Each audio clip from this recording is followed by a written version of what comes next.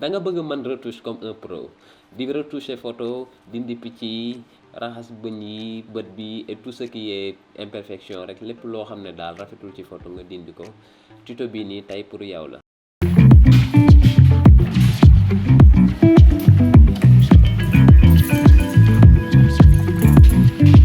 salaam sama gaay maa ngi leen nuyu di leen ziar Mame Mor Seye la from Baye Mora Studio waaw comme ni ñu leen ko waxee tuto tay bi mooy ñu def retouche jël benn photo bu original boo xam ne dañ ko shooté comme version RAW comme ça ñu mën ko retoucher from scratch maanaam du début à la fin wan leen suñu processus naka la ñuy retoucher du début à la fin kon bismillah ñu jublu ci liggéey bi. waaw comme tey nag photo bi ma jël benn shooting bu ma defoon récemment la moom laa jël nii ak suñu modèle bu ñaawul bii nii ñu koy big up de passage. waaw comme photo toujours su ma tijjee photo damay dem filtre caméra RAW léegi mën naa dupliquer photo bi déjà comme su ma ko dupliquer nii léegi ma def ko comme ma convertir ko en objet dynamique léegi su ma ko defee nii c'est juste pour tey façon réglage mu mën ci def ci filtre caméra RAW bi après dama ci mën a revenir pour mën ko changer donc su ma demee filtre ma dem caméra RAW bon pour ñuy tàmm di utiliser caméra RAW ak Lightroom pour ceux qui ne connaissent pas Lightroom benn logiciel la boo xam ne pour retouche photo rek la léegi pratiquement réglage yi nekk ci Lightroom yëpp mu ngi ci Adobe Camera RAW bi pratiquement yëpp même réglage yi rek ñoo fa nekk donc comme nii boo xoolee xam nga photo bi benn Nikon Z6 laa ko photo yi donc format RAW la bon pour ce qui est RAW ak JPEG en général moom la ñu utiliser comme format final comme tey bu fekkee def nga sa retouche ak yëpp ba bëgg ko publier sur le net wala affaire yooyu noonu format JPEG nga koy def mais bu fekkee da ngay photo en tant que photographe bu fekkee da nga bëgg a def ay retouche poussé yoo xam ne après da ngay mën a def ay retouche yu bëri da ngay photo format RAW donc RAW bi moo lay permettre nga mën a am benn li ñuy wax notion dynamic range boo xam ne comme tey bu fekkee photo bi dafa sous exposé nga mën ko yéegalaat exposition bi wala nga wàññi kat image bi du dégradé wu du yàqu parce que bu fekkee JPEG la doo mën loolu noonu bu par rapport ak bu fekkee RAW la xam naa dinañ ci ñëwaat donc comme buñ tijjee photo bi nii dañuy njëkk a xool suñu exposition déjà ba xam si c'est bien exposé ou pas léegi man toujours damay référé wu ci histogramme bi donc histogramme bi nu muy fonctionner nag genre bu fekkee da nga xool côté gauche nii bu fekkee image bi dafa dem foofu noonu moo lay wan ne image bi amul lumière bu bëri dafa sous exposé léegi bu fekkee dafa dem côté droite de trop tamit moo lay wan ne image bi dafa surexposé donc li nga war a def mooy mu rester juste milieu bi rek mu nekk ci digg bi donc toujours ni nga koy def rek di ko wàññi di xool selon sa histogramme ba mu xaw a nekk ci juste milieu comme ni nga bàyyi ko noonu donc man contraste bi moom du ma ko laal d'habitude sama highlight yi par contre dama koy laal dama koy dindi sama highlight yi moom d'habitude parfois mën naa ko laal comme bu fekkee lumière bi comme kii yëre bi mu sol yëre bu weex la donc highlight yi moo wàññi ko toujours nii mooy gën vu que flash bi li mu ci dalee nii da ngay perdre yenn détails yi donc highlight bi laay utiliser pour mën ko wàññi nii mooy lumière bi bii nii donc shadow yi dama koy tijji tuuti nii rek mooy ombre yi xaaral ma defaat ko pour ngeen gis carrément white bi tamit comme highlight yi ni muy fonctionner rek pratiquement moom lay fonctionner genre lumière blanche boobu noonu di dégager ci image bi donc pour loolu la man nag ci samay photo damay bëgg di ko wàññi tuuti mais du ma ci ëppal noonu quoi ma koy wàññi tuuti nii rek ma delloowaat highlight bi naa ko wàññi carrément donc black bi moo comme ombre yi ñoo niroo rek shadow yi donc pratiquement même chose lay def quoi donc boo xoolee ni dangay gis na shadow yi day fermer mais man damay bëgg am garder tuuti détail ci cheveux yi donc ma wàññi noir bi un peu clarité bi du ma koy laal pratiquement ni laa koy bàyyi parce que clarité bi mooy tax image bi am netteté donc loo koy gën a yokk day gën a net trop donc du ma bëgg loolu donc toujours damay wàññi sama saturation comme nii après ma yéegal vibrance yi donc différence entre saturation ak vibrance nag vibrance boo xoolee comme boo ko yóbboo xaaral ma ak moom du répondre ci si couleur yëpp lay désaturer carrément, alors que bu fekkee saturation la nag moom couleur yëpp lay saturer lay lii nii soit day saturer wala mu désaturer ko. Donc loolu la quoi, moo tax toujours dama koy wàññi après pousser samay vibrance un peu. Donc lii mooy retouche bu basique bu may def boo xam ne bu simple la nii quoi.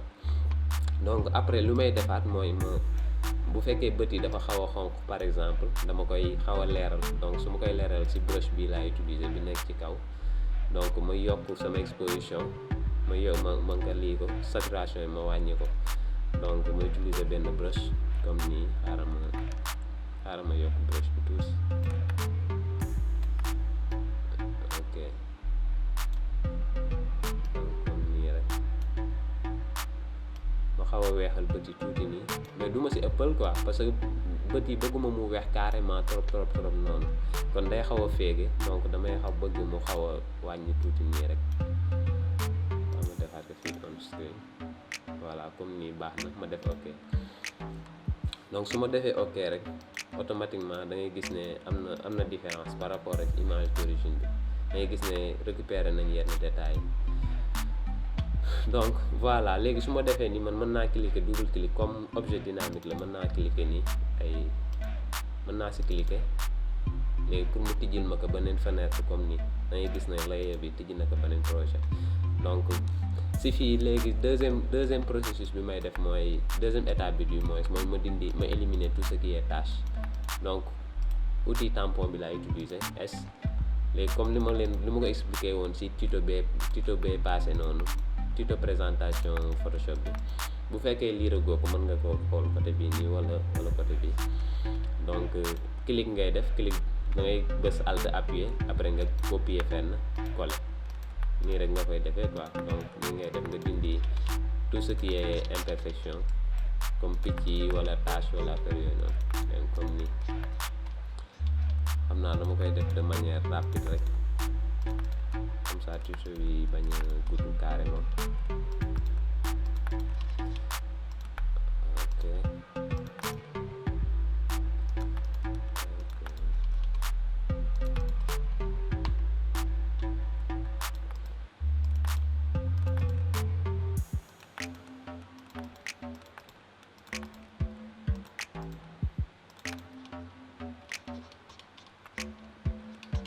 Je pense que c'est bon là.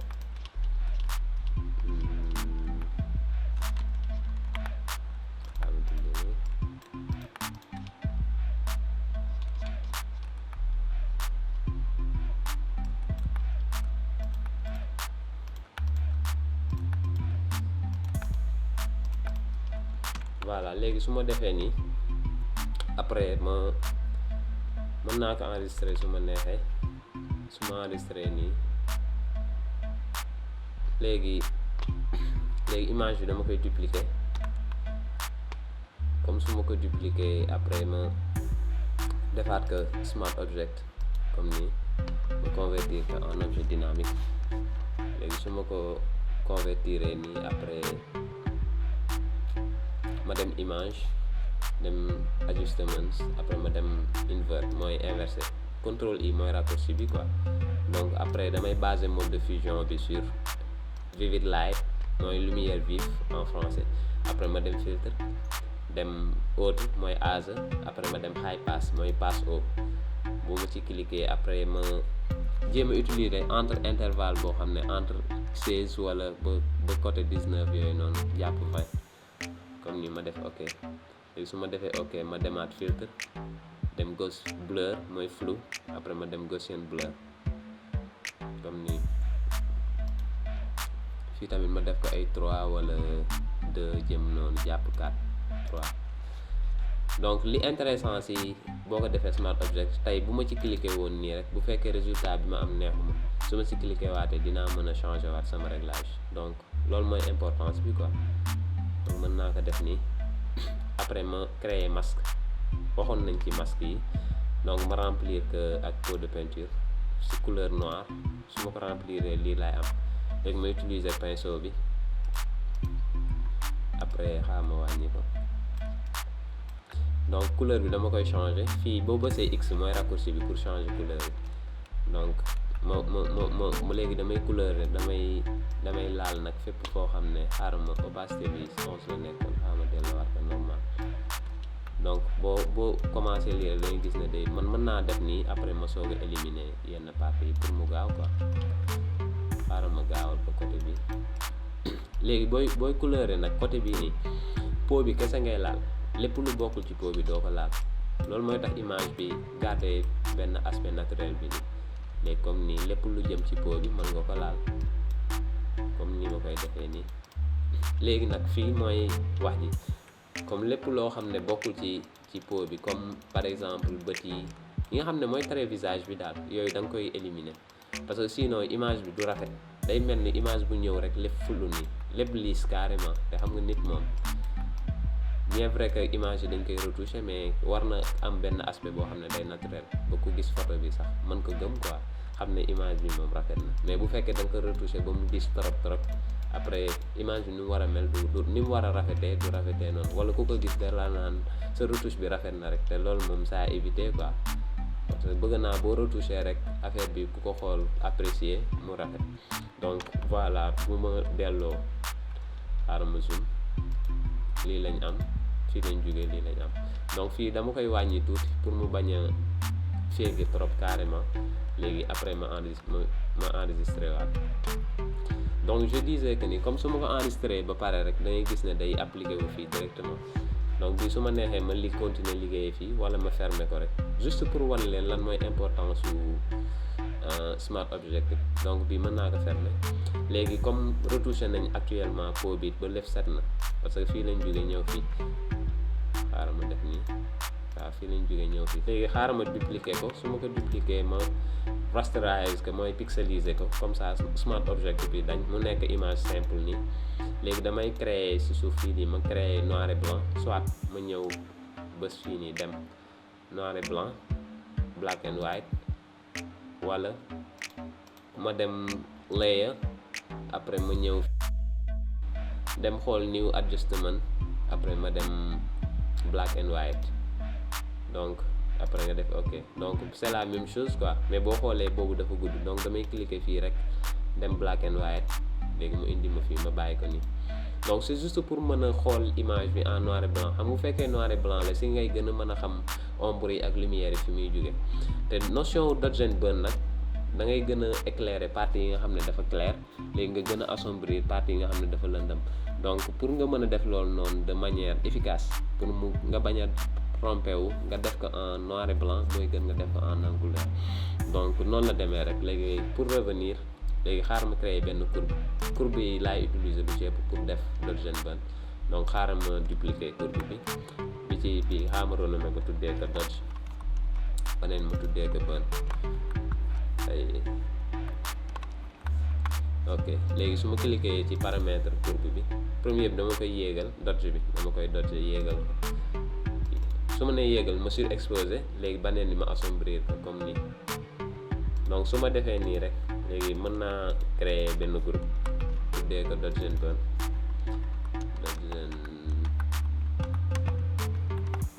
dodge and burn. léegi su ma defee nii rek da ngay gis ne am na différence tuuti. léegi damay fermer nag, dama koy remplir ak noir, comme ça du ma mën ci liggéey. xaaral ma remplir ñaar yëpp ak noir, ñu demaat image d'origine. léegi si dodge bi ma dem si masque bi, ma utiliser plume ak couleur blanche. léegi ma couleurer partie yi nga xam ne dafa clair. léegi opacité bi ci kaw dama koy wàññi, mën naa def koy 18 wala 16 noonu, comme ça su ma koy utiliser mu bañ a fës trop quoi. muy yokkaat bi, voilà. léegi comme nii rek laa koy def. partie yi nga xam ne dafa leer rek nag laay dodge. partie yi lëndëm yi duma ko laal. donc partie yi yëpp dafa leer. naa def partie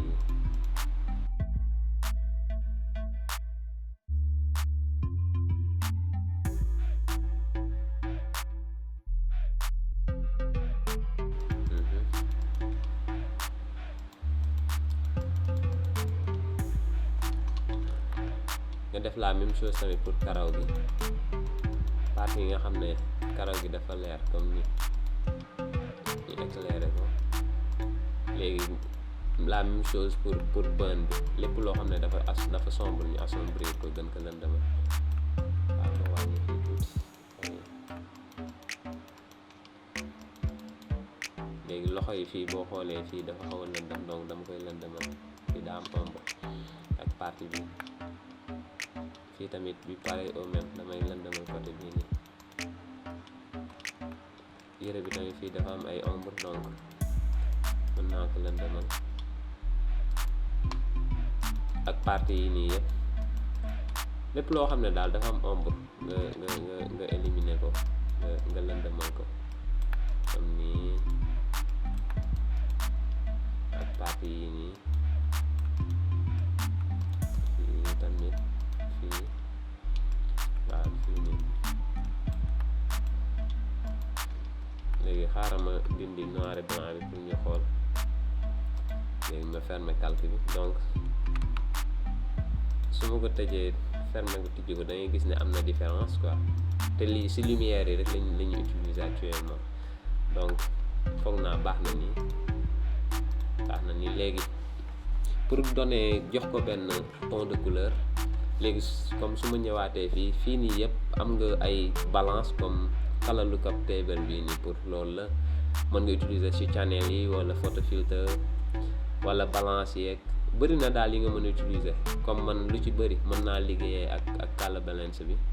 ma dem ci shadow yi toujours damay bëgg mu am benn ton boo xam ne bleu lay nekk, donc dama koy yokk tuuti rek comme ay +2 +3 noonu baax na.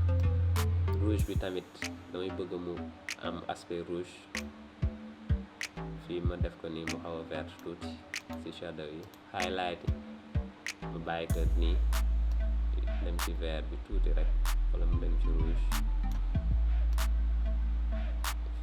fii mu xaw a jàpp tuuti rose magenta bi. light yi nag comme ci bleu bi, comme ci shadow yi fii bleu laa defoon ak rouge, donc highlight yi contraire bi laay def quoi, nooy gën a orange tuuti, gën a vert fii tuuti. donc léegi su ma defee nii rek automatiquement nga gis ne am na ci différence bu tuuti mais du feeñ trop.